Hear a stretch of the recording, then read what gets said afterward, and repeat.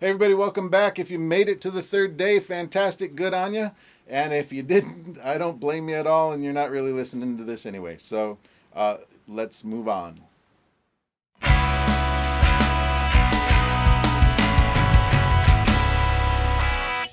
So moving back earlier into the video, take a look at that difference between often and often.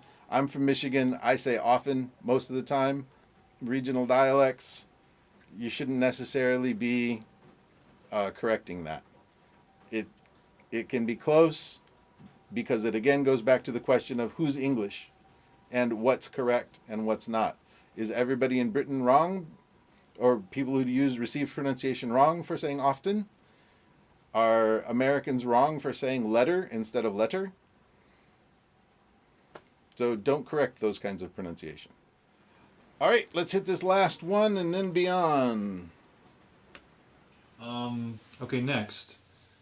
Uh, they don't understand our English tenses. Like in Japanese, there's basically only present tense and past tense, and then there's like a continuous tense form that you can use in the present and the past.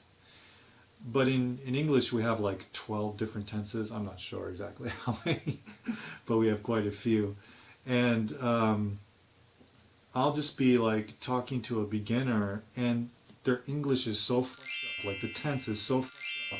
I can't even like understand what they're trying to say.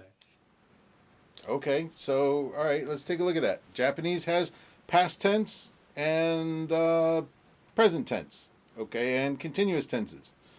Tabeta, okay, past tense. Taberu, present tense. Ashita taberu, tomorrow I will eat. So let's take a look at that in English. I ate, okay, past tense. I eat, okay, present tense. Tomorrow I eat steak. Yeah, we do that. Or we say something like tomorrow I will eat steak.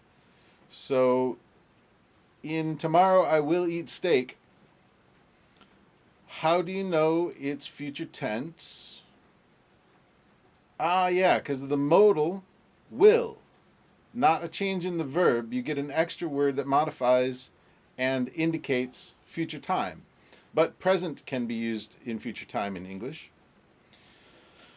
Uh, Actually, for habits that continue on, uh, present tense is continually. I go to the store every day. Yesterday, today, tomorrow, day after tomorrow, next year, next week, whatever. English, if you want to look at it a particular way, does have exactly the same tenses as Japanese, a present and a past, and variations on that.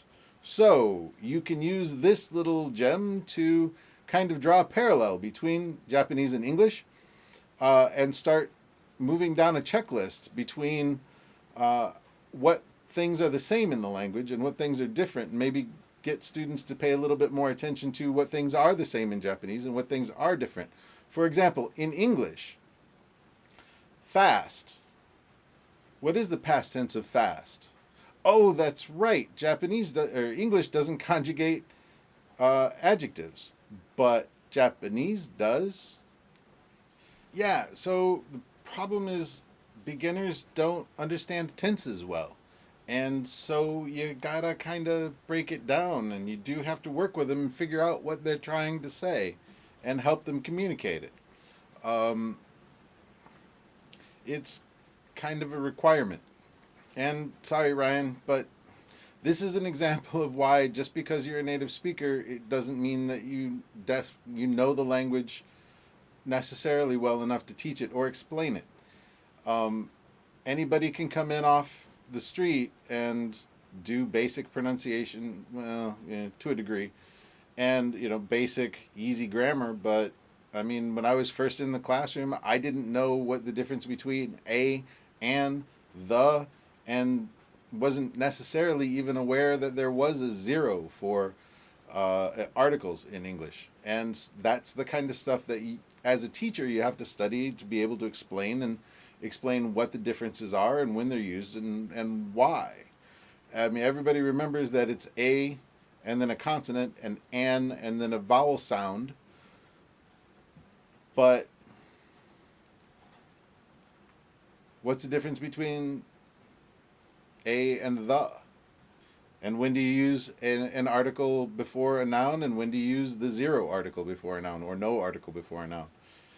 Those kind of questions are difficult and not easy. And so, yeah, teachers do need training, and you got to do that kind of stuff. Okay, so that said, a lot of the stuff that Ryan brings up absolutely are reasons that teaching English anywhere in the world sucks, not just Japan. Because you end up with non-motivated students, you end up with students you don't want to teach, you end up being paid not very much or stuff like that. But the longer you're in the game, as it were, the better these things come and the easier it is to explain it. When you have like a child and they can only stand 8 to 10 minutes of, okay, now repeat after me. And if that's your method of teaching English, one-on-one with an 8-year-old is not going to go well. Do bring games and then teach them how to play the games in English. Your turn, my turn, roll the dice. Little phrases like that, and then let them use them as much as possible. So there's lots and lots of different things that suck about teaching English in Japan, and Brian quite valiantly hit a lot of them. There's some pretty severe mistakes in there too. Sorry, man. I mean, like I said, I don't know you, but we've both been in Japan for about the same amount of time.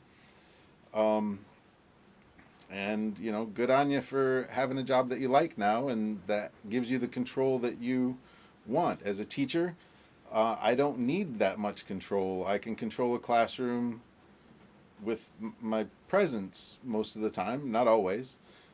But I don't know. Everybody's got a slightly different teaching style.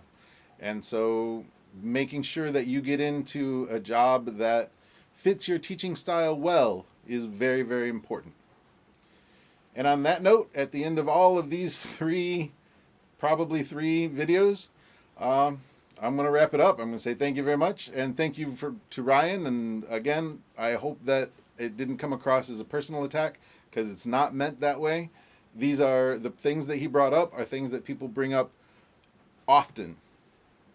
See, I do it too. Or often when teaching English in Japan.